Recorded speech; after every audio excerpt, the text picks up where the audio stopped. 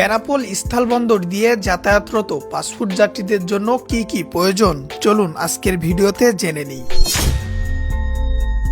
Benapole border দিয়ে passport যাত্রী যেতে দিতে হবে 1000 টাকা ভ্রমণ কর, সাথে 60 টাকা পোর্ট ফ্রি। তবে অন্ধ, প্রতিবন্ধী ও ক্যান্সার পেশেন্টকে দিতে হবে না ভ্রমণ কর।